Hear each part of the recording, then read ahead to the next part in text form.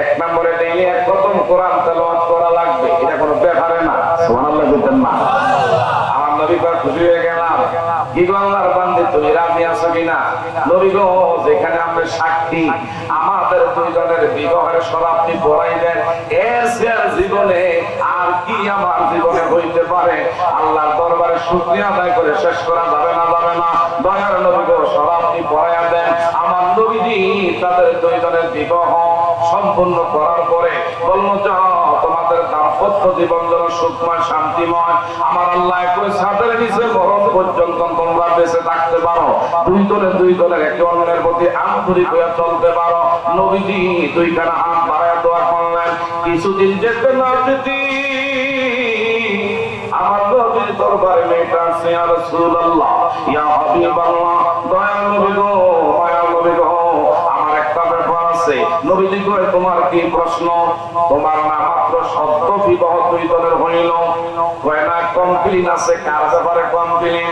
আপনি যে যার সাথে আমার বিবাহ করাইলেন, এমন সেই যুবক তো আমার স্বামী তো আমার সাথে ওয়াদা, আমার কমিটমেন্ট রক্ষা করে না। নবী কয়, কেমন রক্ষা করে নাই? কয়, তার সাথে কথা ছিল যে এক খতম কোরআন তেলাওয়াত করার কথা। হুজুর গো, যে কয়দিন আমি সংসার করতেছি একদিনও দেখি নাই আল্লাহর কালাম কইলা পৃষ্ঠা উল্টাইয়া দেখতে। একটু চিৎকার মেরে বলবেন নি মারহাবা। আমার নবী বলল কি? দুই নম্বরে প্রত্যেকদিন রোজা আদায় করার কথা, কিন্তু আগে যদি খাইছে 3 বেলা, আমার বিয়ে করার পরে খায় 6 বেলা। কোন দিয়া রোজা রাখে দেখি না। ইয়া রাসূলুল্লাহ, প্রত্যেকদিন রাতে বেশি বেশি করে তাহাজ্জুদ গুজার করার কথা, কিন্তু এশার নামাজটা আপনি নবীর পিছনে জামাতে শামিল হয়, নামাজ শেষে দৌড়াইয়া তাড়াতাড়ি করে খাবার খেয়ে বিছনা ঘুমায়া পড়ে।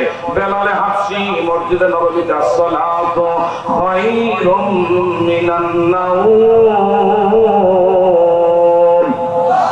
বেলাল যখন আযান দেয় আমার স্বামী ওযু বানাইয়া আবার দৌড়ে আপনার পিছনে জামাতে শামিল হয়। কিন্তু রাতের বেলায় যে এমন ঘুম দেয়, আমি একদিনও দেখলাম না রাতের বেলায় তাহাজ্জুদ গুজার করতে। আমার নবী দারুণ কষ্ট পাইলেন, ডাক দেন, তুমি কি এখানে আছো রে? তুমি কি আছো? লাব্বাইক ইয়া রাসূলুল্লাহ, ইয়া হাবিবাল্লাহ, দয়াল নবী, মায়ার নবী গো, আমি আছি। আমার নবী কয়, তোমার না কমিটমেন্ট ছিল 3টা, একটা তুমি পুরা করো নাই। ইয়া রাসূলুল্লাহ, অনুমতি দিলে আমি বলতে পারি। নবী কয়, দিলাম। ওনার সঙ্গে কথা ছিল এই এক খতম কোরআন তেলাওয়াত করার কথা। আপনি নবী বলেন তো, এক খতম বেশি না 11 খতম বেশি? তাই দেখলাম লোকরা সুবহানাল্লাহ বলে কোনো অসুবিধা আছে? কোন পুলিশের ডর ভয় আছে না? কোন রেবের ভয় আছে? একটু জোরে আওয়াজ দেখুন না, সুবহানাল্লাহ। আরেকটু জোরে বলা যাবে না, আল্লাহু আকবার। আরো জোরে বলেন না, আল্লাহু আকবার। দয়ার নবী গো, এই যুবকটা বলে, ইয়া রাসূলুল্লাহ, ইয়া হাবিবাল্লাহ, আল্লাহ নবী গো, ওনার সাথে কথা ছিল যে এক খতম কোরআন তেলাওয়াত করার, কিন্তু আমি এক খতম আদায় করি না, আমি ডেইলি 11 খতম কোরআন তেলাওয়াত করি। আমার নবীকে কও কি, তোমার সত্য বিবাহিত স্ত্রী আমারে তোমার ব্যাপারে কমপ্লেইন দিল, কোরআন শরীফ নাকি তুমি পৃষ্ঠা উল্টায়া ভুলে একটু দেখো না, আর এখন 11 পারা ডেইলি আদায় করে কেমনে করে বুঝলাম না। ওই দিন নবীর সামনে বললেন, কেউ আলোচনাকে জমবে কষ্ট হয় নাকি আপনি?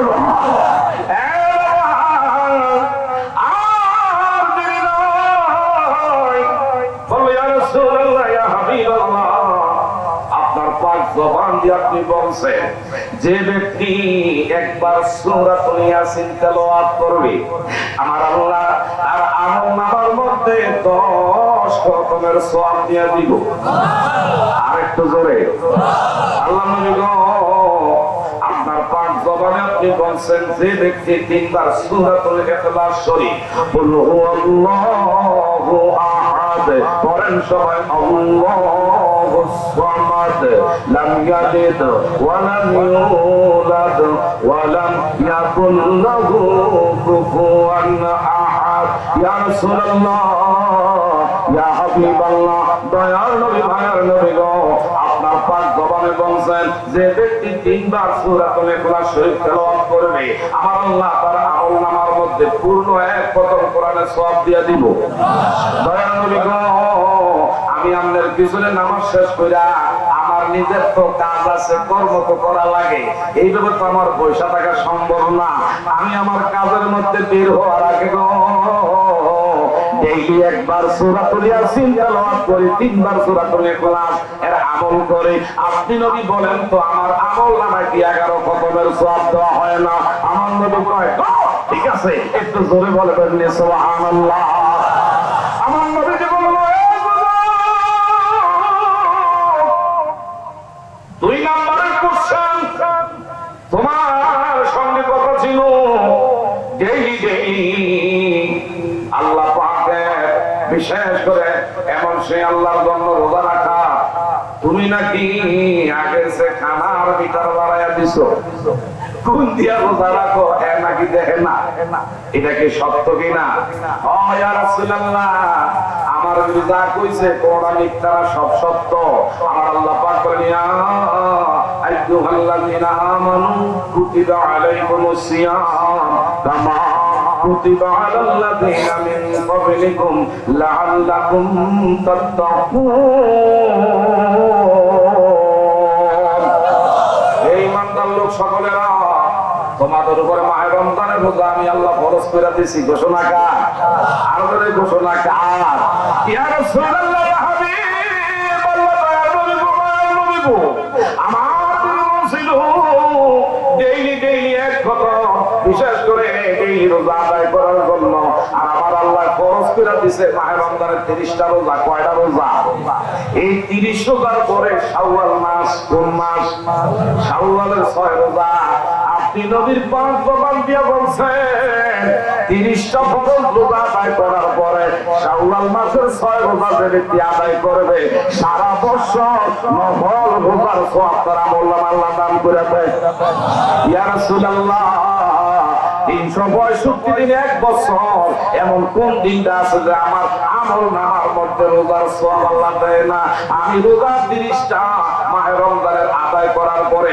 আবার শাওয়ালের 6 রোজা আমি আদায় করি আপনি নবী বলেন তো আমার আমলনামায় কি পুরো বছরের রোজার সওয়াব আল্লাহ দেয় না একটু জিজ্ঞাসা করে বলবেন নি মারহাবা 3 নম্বরে আমার নবী বলল বাবা যুবক তোমার যুক্তি ঠিক আছে তোমার উত্তর ঠিক আছে তবে সারা রাত তাহাজ্জুদ গুজার করার কথা এমন ঘুম বলে তুমি দেও তোমার ঘুমের আওয়াজে তোমার বিবি অনেক সময় এইভাবে কানে হাত দিয়া ঘুমানো লাগে কোন দিয়া তুমি জাগো কোন দিয়া আল্লাহর কদমে সেজদায় পড়ো হঠাৎ করে ইয়া রাসূলুল্লাহ কথা সত্য আপনি নবীর পাক জবানে বলছেন বাবা আমার দিকে চান এদিক সেদিক তাকায়েন না যা কিছু বলা হচ্ছে যা কিছু শুনতেছেন রহমতের ফেরেশতারা আনাগোনা করে রহমতের ফেরেশতারা রহমতের ক্যামেরা আমাদেরকে ধারণ করতেছে কার জবান দিয়া সুবহানাল্লাহ কার জবান দিয়া আলহামদুলিল্লাহ কার জবান দিয়া আল্লাহর নামের তাকবীরে ধরে দিচ্ছেন বাবারা এই মুহূর্তে রহমতের ফেরেশতারা রহমতের ক্যামেরা সব কিছু কিন্তু ধারণ করা হচ্ছে মা ইয়ালফিযু মিন কাওলিন ইল্লা লাদাইহি রাকীবুন আতীদ সব কিছু রেকর্ড করতেছেন কে আরেকটু জোরে বলেন আমার আল্লাহ কাছে না দূরে আমার আল্লাহ আমাদেরকে দেখে কি দেখে না ওয়ানাহনু আকরাবু ইলাইহি হাবলিল ওয়ারিদ আল্লাহ আমাদেরকে বলে বান্দা তোর সাহারার উপরে তোর মাথা আর আমি আল্লাহর নিকটবর্তী ওয়া হুয়া মাকুম আইনামা কুনতুম তোমরা যেখানে আমি আল্লাহ আছি সেখানে বাবা পিছনের লোক সংকুলান হয় না একটু দয়া করে যদি আমার আল্লাহর নামের একটু জিকির মুখে নিয়ে আগে আসেন লা ইলাহা একটু ইনসিনসি করে আগে আসেন লা ইলাহা কালিমা লা ইলাহা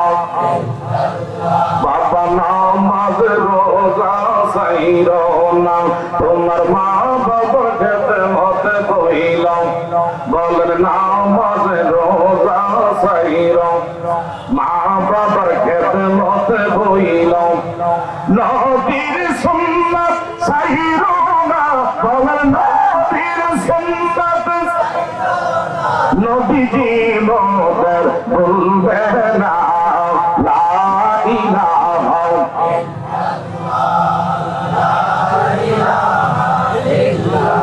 আরে সাহাবা বড় সামনে এসে লা ইলাহা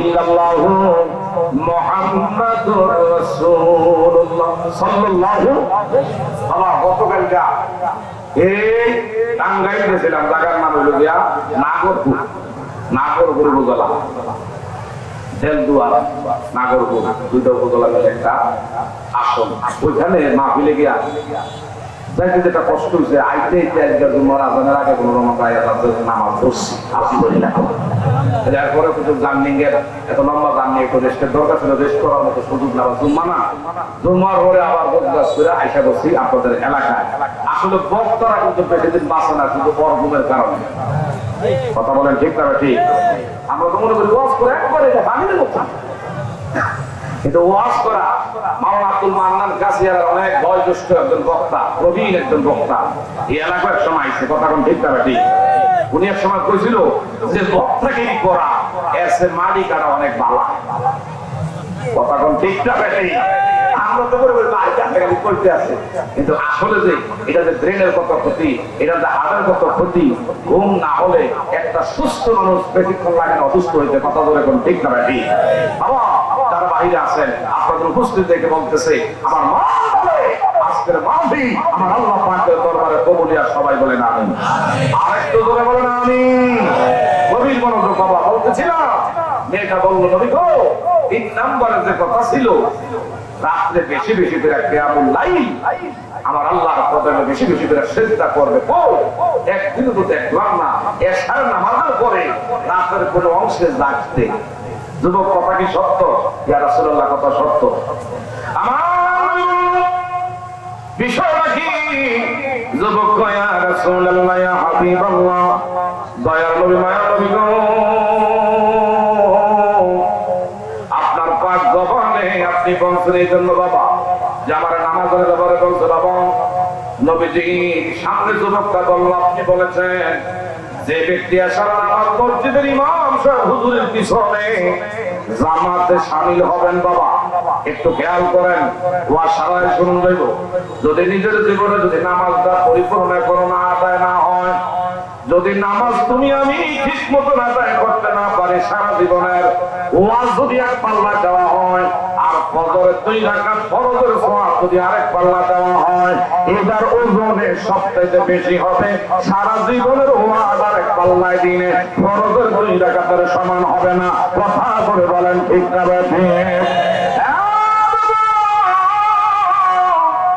এই বললেন আইরে যে ব্যক্তি নামাজ ইমামের পিছনে জামাতের সাথে আদায় কইরা তাৎক্ষণিক সময় লস না কইরা আবার খাইয়া বিছনা ঘুমাইয়া যায় নিয়ত কইরা ঘুমাইবেন আল্লাহ আমি যেন ফজরের নামাজ ইমাম সাহেব হুজুরের পিছনে জামাতে শামিল হতে পারি আমি যেন তাকবীরুল্লাহর সাথে নামাজটা পড়তে পারি সুবহানাল্লাহ এ বাবা নামাজের দরকার আছে না নাই আরো ধরে কোন নামাজের দরকার আছে না নাই কদ আফলাহাল মুমিনুন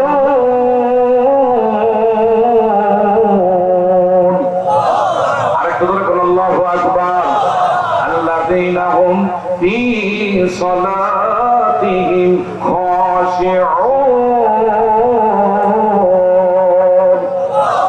আমার আল্লাহ পাক বলে ওই মুমিনরাই সফল যে ব্যক্তি খুশু হুজুর সহিত একাগ্র চিত্তে নামাজ আদায় করবে, আমরা মনে করি সফল ওই ব্যক্তি।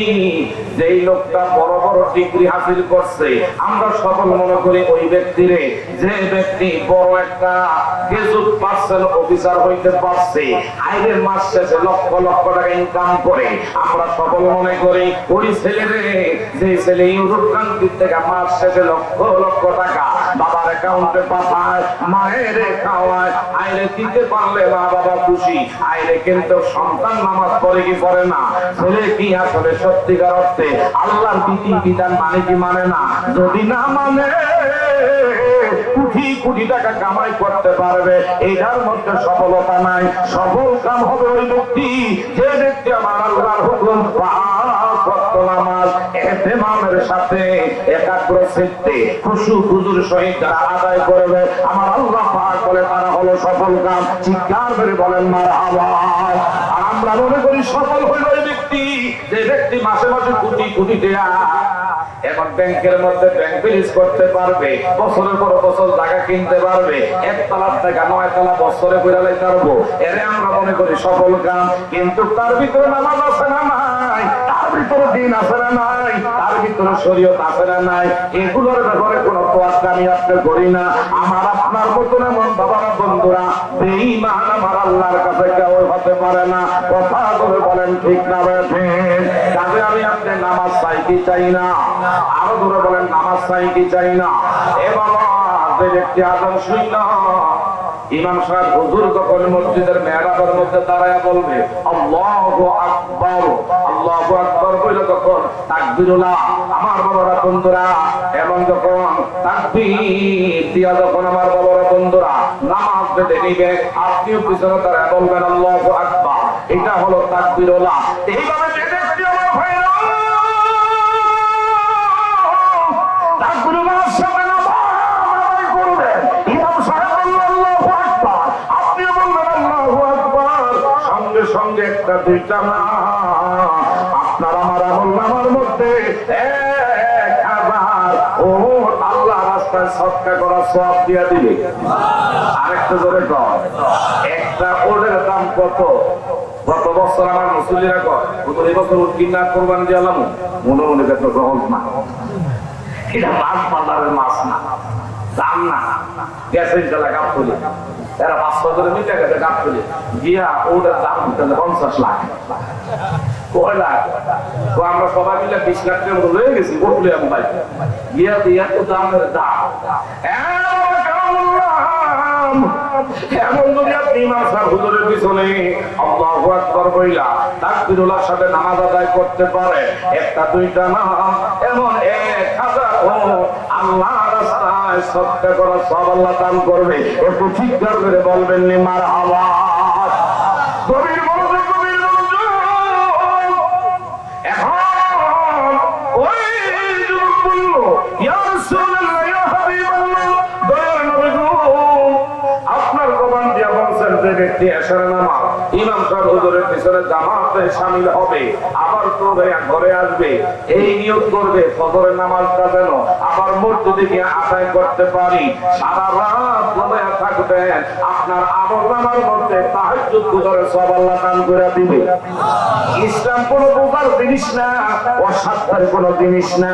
ইসলাম সহজ সাধ্য ভাবে আমার আপনার মাঝে আল্লাহ দান করেছে, কিন্তু সহজ জিনিসটারে আমি আপনি বোঝা বানায়া করি, যার কারণে অনেক ইসলামে ধার বাড়ান না, এটার মধ্যে ঢুকতে চায় না। কথা বলে কোন ঠিক না ব্যাধি? অনেক মা আছে রোজার বেলায় খুব পাকা, নামাজের বেলায় কাঁচা। রোজা যদি 30টা জায়গা আল্লাহ 40টা খরচ করতো, আমার মায়ের জাতি 40টা কেন 50টাও রাখতে রাজি, কিন্তু 5 ওয়াক্তের মধ্যে 1 ওয়াক্ত নামাজ পড়তে রাজি না।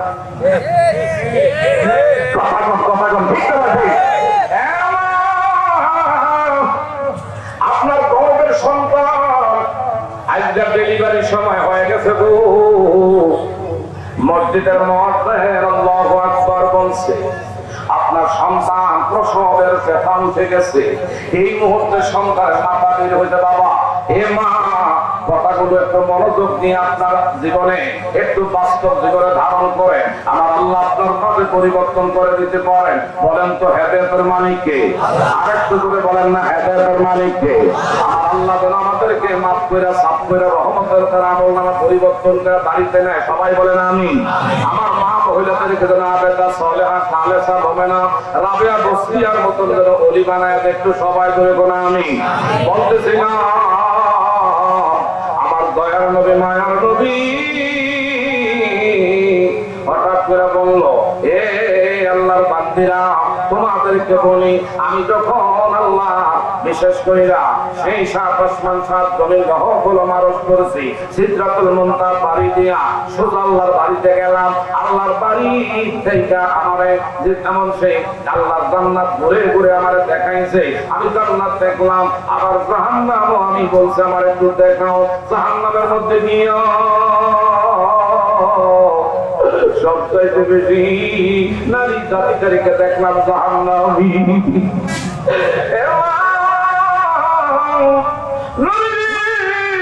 জাহান্নামের ভিতরে তাকাইয়া তাকাইয়া মা মহিলাদেরকে বেশি সংখ্যক জাহান্নামী দেখা নবীজি বড় দারুণ ব্যথিত হয়ে বললেন।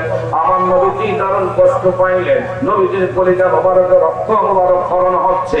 এই আমার বিশেষ করে নারী জাতি অধিক সংখ্যক জাহান্নামী কারণ কি? বলল ফেরেশতারা অধিকাংশ নারী স্বামীর মুখে মুখে কথা বলে। স্বামী যদি কয় 5টা, স্বামীর উপরে 2টা বাড়ায় কয় 7টা। আমার ভাইরা এমন জন্য মা মহিলারা ঘরের মধ্যে আছে, স্বামী যদি ঘরের মধ্যে আসে একদিকে সার কথা স্বামীর মুখের দিকে না চাইয়া ডাব্বাটা ঘুরাইয়া আরেক দিকে তাকায়া থাকে। এই জাতের কিছু মা মহিলা আছে না নাই? আরো করে বলেন আছে না নাই? শুধু তাই না, 30 বছর সংসার করলেন, 40 বছর ধরে সংসার করলেন। হঠাৎ করে সকিনার বাইরে কয়, ও সকিনার বাপ, বাজার করতে যাইতেছেন, বাজারে কি কি আনবেন? 1 নম্বরে বাজার ঘাট, চাউল লাগবে, ডাউল লাগবে, মাছ লাগবে, পেঁয়াজ লাগবে, রসুন লাগবে, সব আনবেন লেখা দিছি। তবে খেয়াল কইরা আমার লাইগা একটা ফেরেন লাটনি একটা শুনুন না। আপনি বড় বস্তা পাইতা আইরে বাজার ঘাট সব আনছে। আপনার বিবি সব আনছি, আশা করে টান দিয়া কমছে, খুইলা চাউল পাইছে, ডাউন পাইছে, মাছ পাইছে, পেঁয়াজ পাইছে, রসুন পাইছে। হঠাৎ করে কয় সকিনার বাপ, বলছিলাম না আমার ফেরেন লাটনিটা শুনুটা আসেনি, এটা দিন একটা শুনুতাম মাত্র 100 টাকা কিংবা 190 দিয়ে ধরেন না।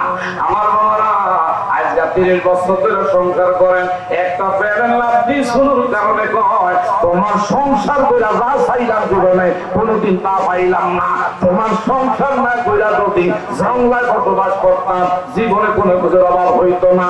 এই যে একটা স্বামীর সঙ্গে অর্থমগ্ন প্রকাশ করার কারণে নবীজিকে বললেন ফেরেশতারা ইয়া রাসূলুল্লাহ ইয়া হাবিবাল্লাহ, ওই সকল নারী যারা স্বামীর কথা প্রকাশ করে না, স্বামী কষ্ট করে রইতে কইরা বৃষ্টিতে ভিজা আর বাংলা পরিশ্রম করে খাওয়ায়, সন্তানদেরকে খাওয়ায় পড়ায়, শুকরিয়া আদায় করার কথা একটুখানি কিছু জিনিস অভাবের কারণে স্বামীর দুই টঙ্কার কইরাও কথা বলে। এই জাতের মা মহিলা আছে না নাই?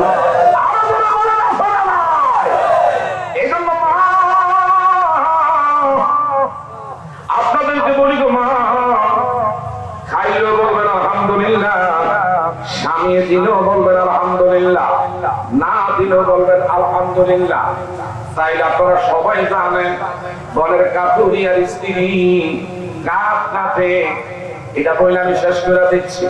বলের কাতুরিয়ার স্ত্রী হইয়া আমার নবীর কন্যা জান্নাতের সরদারি খাতুনে জান্নাত ফাতেমার সাথী হইয়া আল্লাহর জান্নাতে যাবে। সাক্ষীকারী কথা না। এ বাবা কোনো রাজা বাদশার বউ না, কোন দুনিয়ার এমপি মন্ত্রীর বউ না, চেয়ারম্যান মেম্বারের বউ না। বলের কাতুরিয়ার স্ত্রী হইয়া যদি আমার নবীর কন্যা মা ফাতেমার সাথী হইয়া এও ফাতেমা জোহরা রাদিয়াল্লাহু তাআলা আনহা ইনার আগে আগে কদম দিয়ে আল্লাহ জান্নাতে যাবে। চিৎকার করে কন্যা সুবহানাল্লাহ। আমার নবীজি এই বিষয়ে আলোচনা করলেন। ফাতেমা তোমার আগে আগে বলের কাতুরিয়া জামিলা কইরা এই একটা বিশেষ করে নারী তোমার সাথী হয়ে জান্নাতি হবে। বলো তাই নাকি? এই জমিদারে তোমার একটু দেখা দরকার। বলের কাতুরিয়ার স্ত্রী দেখার জন্য আমার দিকে যান। দেখার জন্য হঠাৎ করে আলী রাদিয়াল্লাহু তাআলা আনহু থেকে অনুমতি নিলেন। স্বামী বলল, বিবি গো, তুমি যদি যাইতে চাও আমার পক্ষ থেকে কোনো আপত্তি নাই। যখন যাইতেছে হঠাৎ করে আমার বাবা বন্ধুরা ঘরের দরজার সামনে গিয়ে সালাম দিলেন। মা ফাতেমা কাকা, আসসালামু আলাইকুম ইয়া আলাল বাইত। ভিতরে থেকে বলল, আপনি কি? আনা খাতুনে জান্নাত ফাতেমাতুজ জোহরা, আমি হইলাম নবীর কন্যা ফাতেমা। ভিতরে থেকে বলে, কাকুরের স্ত্রী কই? আপনি কি তাইলে হাসান হোসাইনের মা, শেরে খোদা আলীর সহধর্মিণী, আমার নবীর কন্যা ফাতেমা? আমার মুকুট ভাঙ্গা করে তো আপনি কেমনে আসছেন ঘুমা? ওই দিন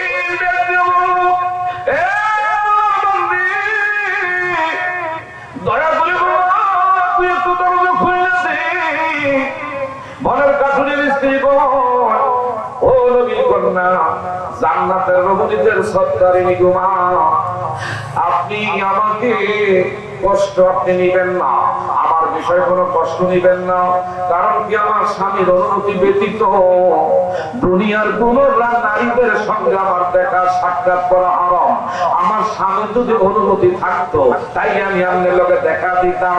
নবীজির কন্যা মা ফাতেমা কয়, আমি তো একজন নারী, তুমি একজন নারী, এখানে তো কোনো পর্দার দেখা হবে না, কোনো সমস্যা হবে না, তুমি একটু দয়া করে দেখা দাও না।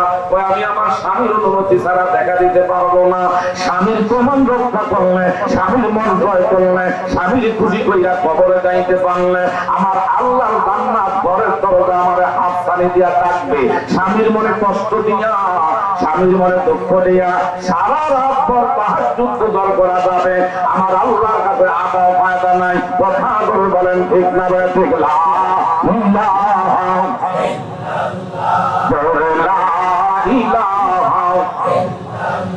বাবা কত সুন্দর মদিনা, আগার নাই কোন তুলনা, তোমরা বুঝেও কেন বোঝো না, ইমান সাহেব মদিনা, লা ইলাহা জোরে লা ইলাহা কালিমা লা ইলাহা। ও মদিনার মাটি রে, তুই যে বড় খাঁটি রে, আমার নবীর কারণে লা ইলাহা জোরে লা ইলাহা লা ইলাহা ইল্লাল্লাহু মুহাম্মাদুর রাসূলুল্লাহ সাল্লাল্লাহু। বাবা মা খাতুনে জান্নাত বলল, ঠিক আছে, ইসলামের রীতি এইটাই, ইসলাম এইটাই শিক্ষা দিয়েছে, স্বামীর অনুমতি ছাড়া এবং কারোর সাথে দেখা দেওয়া এটা ঠিক না। আর আমাদের মা মহিলারা যদি চুরিওয়ালা চুরি বেচতে আসে, ময়া করতে যদি বাড়ির সামনে দিয়া রাস্তা দিয়া যায়, যদি কয় চুরি লাগবো না, চুরি লাগবো নি, ঘরের মধ্যে জামাই নাই, দরজা খুইলা কোন যা যা ঘরের মধ্যে আইনা আমারে দেখাও। এবং স্বামীর প্রমাণ বাদ দিয়া, স্বামীর মনে কষ্ট দিয়া আমার আল্লাহর জান্নাতের কথা যদি তাই চলা করে করো, তাই না ইয়াদখুলুল জান্নাহ, আল্লাহর জান্নাত দূরের কথা, জান্নাতের গ্রাম তোমার নাকে আসবে না। ওয়া খিয়ারুকুম খিয়ারুকুম ওয়া লিনিসাইহিম। নবীজি কোন একদিন বললেন, নবীজি সাহাবায়ে কেরামদের সামনে আলোচনা করতেছিলেন, বলো তো এই পৃথিবীর বুকে সবচেয়ে উৎকৃষ্ট নারী কে? কেউ জবাব দিতে পারে নাই। সোজা বাড়িতে চলে আসলেন, নবীজি হুজরা খানার মধ্যে সবাই নিয়ে বসলেন। তোমাদেরকে বলি পরিবার বর্গ, তোমরা বলো এই পৃথিবীর বুকে কোন নারী সবচেয়ে শ্রেষ্ঠ, কোন নারী একমাত্র উৎকৃষ্ট? মা খাতুনে জান্নাত ফাতেমা বলো বাবু, যেই নারী স্বামীর মুখে মুখে কথা বলে না, স্বামী কিছু বললে সব সময় মাটির দিকে চক্ষু অবরত করে রাখে, মুক্তার তালা দিয়ে রাখে, এমন নারী আমার আল্লাহর কাছে দামি। চিৎকার করে বলেন না মারহাবা। ওই নবীর কন্যা মা ফাতেমা বলল, তুমি লাগো, যেহেতু তোমার স্বামীর অনুমতি নাই, আগামী দিন আমি আবার আসবো, তবে তোমার স্বামীর অনুমতি তুমি রাখো। সুবহানাল্লাহ বলতেন না? স্বামী কাঠুরিয়া ঘরের মধ্যে আসছে, আসার পরে স্বামীর সালাম দিলেন।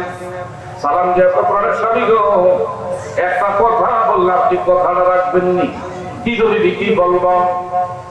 যে কাঠুরিয়ার ঘরের মধ্যে কোনো সোফা সেট নাই, বিদেশি কোনো আমার বাবারা বন্ধুরা লাইট নাই, এমন বাবারা বন্ধুরা কোনো বিল্ডিং না, দামি দামি কোন মোজাইক টাইলস পাথর দিয়ে ঘর করা না, যেই আমার ভাইরা কাঠুরিয়া পাহাড়ের পাদদেশের চূড়ার মধ্যে লতা পাতা দিয়ে বেষ্টনী দিয়া, তারপরে মাথার বালিশ বানাইছে পাথর দিয়া, গাছের লতা পাতা দিয়া বিছনা বানাইছে, আর ঘরের দরজার সামনে একটা এমন বড় লম্বা রশি ঝুলাইয়া রাখছে, আর একটা ছড়ি এমন ঘরের দরজার মধ্যে ঝুলাইয়া রাখছে। যখনই স্বামী ঘরের মধ্যে আসে, এই বনের কাঠুরিয়ার স্ত্রী বলে, স্বামী গো, এই লাঠি তোমার কাছে দিলাম, আর এই রশি তোমার কাছে দিলাম, আমার ব্যবহারে আমার কথা আচরণে যদি কোনো কষ্ট দিয়া থাকি, দুঃখ দিয়া থাকি, দুইটা হাত শক্ত ভক্ত করে পেতে, তারপরে শরীর দিয়া যত আঘাতের পর আঘাত, যতক্ষণ আপনার খুশি আঘাত করবেন, আমি চাই না স্বামীর মনে কষ্টের দাগ লাগাইয়া আল্লাহর হুকুমে আমি কবরে যাইতে চাই না। একটু জোরে বলা যাবে নি মারহাবা।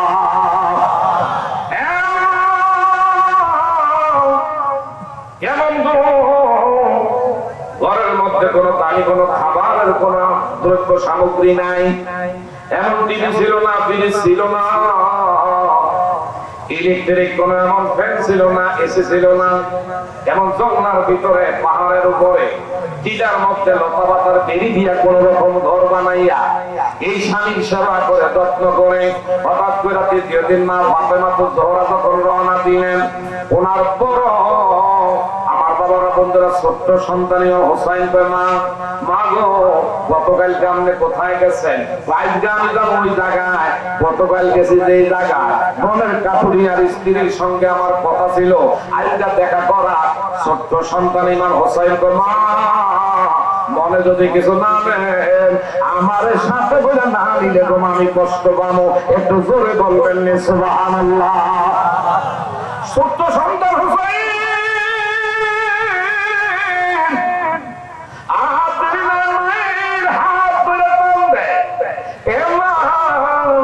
তোমার হাত ধরলাম গো মা, যাইতে হইলে আমার নিয়ে যাইতে হবে।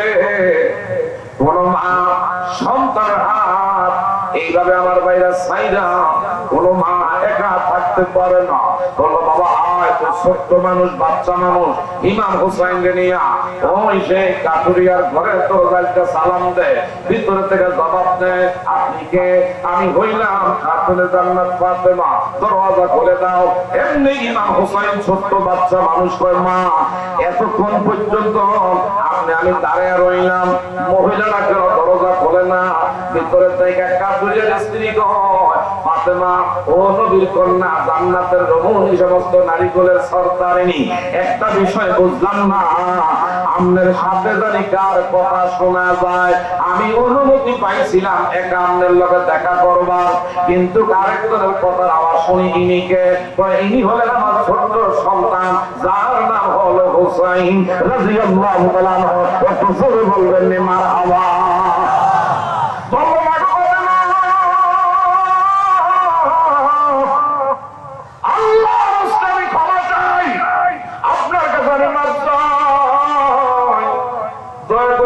আপনি আমারে মাফ দিয়ে মনে কষ্ট নিয়েন না।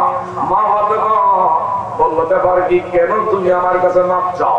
বললো আমনের মতো জান্নাতের রুমতিদের সরদারিনী রে ঘরের দরজা আমি তার করাইয়া দেখা দিতে পারলাম না, কথা বলতে পারলাম না, এই জন্য ক্ষমা চাই।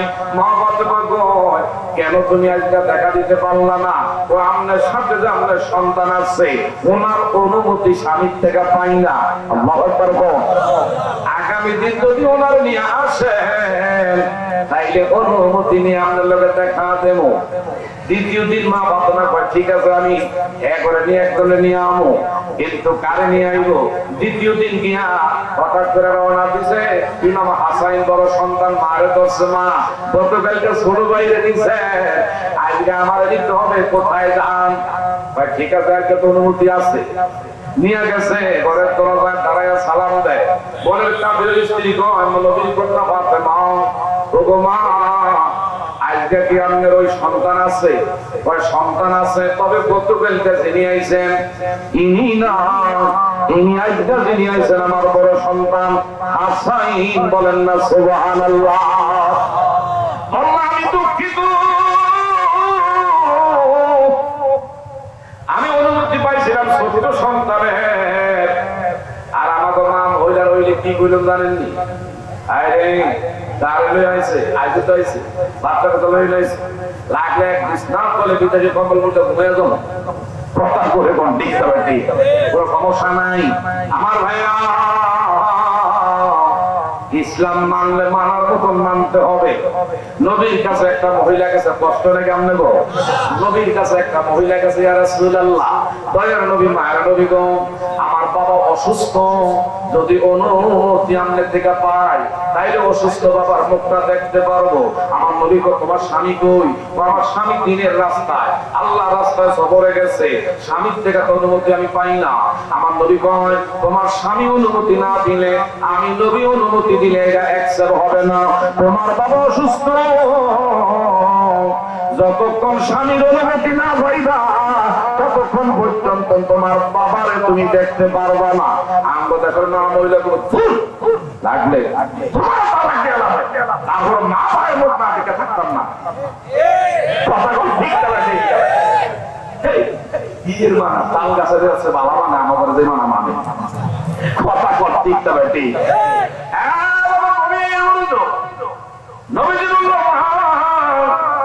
তোমার স্বামী যদি তুমি মানো তাইলে তুমি ধৈর্য ধারণ করো, নামাজ পড়ো, তোমার বাবার লাগা দোয়া করো।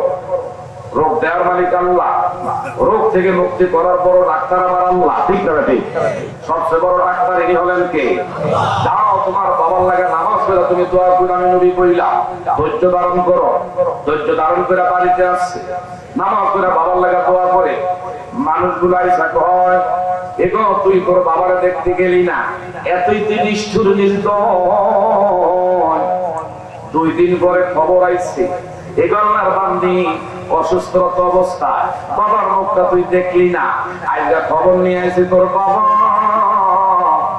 এই দুনিয়ার বেঁচে নয়, দুনিয়ার মায়াতে কইরা পরপারে চলে গেছে। আল্লাহর বান্দি কেমন করে তো নিষ্ঠুর নির্দয়, বিয়া দিতে গিয়া লক্ষ লক্ষ টাকা তোর বাবা কত কষ্ট কইরা বিয়া দিল, মানুষের বোঝা বয়াবে ভিতরে পূজা বানাইলো, মাথার সুন্দরে কয় করলো এই বাবা তোমার আমার মানুষ করতে গিয়া দেহে গপ করে পানি করছি। এমন মানুষটার চোখে এমন তুমি আমি 250-300 গজ ধরে দাঁড়াইলে কইতে পারছে, এখন সামনে আইলো যে বাবার চোখের দৃষ্টি ক্ষমতা নাই, অনেক সময় না বলেও ফেলে, কথা করে কোন ঠিক না ব্যাঠে। একটাই শুধু কারণ সন্তান তোমার আমার মানুষ করার জন্য এত কষ্ট আর চিন্তা করতে গিয়ে তাদের কালো ফলগুলো সাদা করেছে, এমন সেই স্কিন গুলো এখন ঝুলে গেছে, আগের মতন দৃষ্টি ক্ষমতা নাই। হঠাৎ করে